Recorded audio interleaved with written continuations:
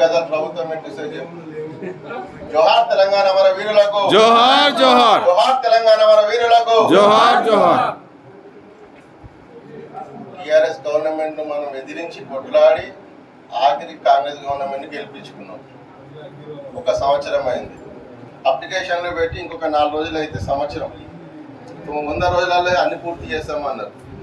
అడగనోనికి అన్ని ఇస్తుండ్రు, పిలిచి అడిగినోనికి అడగనోనికి. నిజంగా తెలంగాణ కోసం పోరాడి అమరమైన కుటుంబాలు ఏమైనా తెలియదు. అప్పుడు 1200 మంది చనిపోయిందని చెప్పింది. అలా ఇచ్చింది 580 మంది. మిగతా మంది కోసం పట్టించుకున్న సోయున్న నాదుడే లేదు ఇక్కడ. మనం గొప్పగా చెప్పుకున్న ఒక ఉద్యమ నాయకుడే ఉంది. ఆయన ఏం మాట్లాడతాడు ఇప్పుడైతే? ఆయన ఎందుకు మాట్లాడతాడో కూడా ఆయన సమాధానం చెప్పాల్సిన అవసరం ఉన్నది. ఎందుకంటే అందరు 50 ఏళ్ళు దాటినాయి. 35 నుంచి మొదలు పెడితే 55 వరకు పోరాడి అన్ని ఓడగొట్టుకున్నాం. విషయాల్లో కూర్చున్నాం.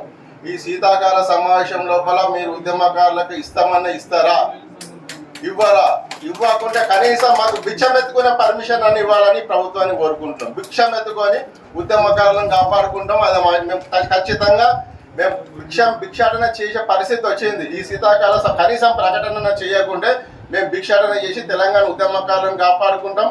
రాబోయే రోజులలో స్థానిక సంస్థ ఎలక్షన్లో మా ఉద్యమకారులది, తెలంగాణ ప్రజలది, అనగారిన ప్రజలది సత్యంది ప్రభుత్వాన్ని చూపిస్తాం. దయచేసి రిక్వెస్ట్ చేస్తున్నాం రేవంత్ రెడ్డి గారు, ఆ రోజు మీరు ముఖ్యమంత్రి కాకుంటే మేము ఉరేసుకొని వస్తామన్న రోజులు ఉండే. ప్రభుత్వం వచ్చిన తర్వాత మళ్ళీ మేము ముఖ్యమంత్రి అయిన తర్వాత మేము నిజంగా ఉరేసుకునే పరిస్థితి వచ్చింది. దయచేసి మమ్మల్ని గుర్తించి, ఎందుకంటే ఏరి కోరి టీఆర్ఎస్ కాదని మేము నన్ను గెలిపించుకున్నాం. మీతో కొట్లాడలేము, పోరాడలేము, ఏం చేయలేము. ఒకటే అవకాశం ఉన్నది, బిచ్చం ఎత్తుకొని బతుకుతాం. దానికి పర్మిషన్ మాత్రం కావాలి. అది మాత్రం గుర్తించండి. ఈ ఉన్న శీతాకాల సమావేశం లోపల మీరు ప్రకటిస్తారని ఆశిస్తున్నాం. జై భీమ్, జై తెలంగాణ.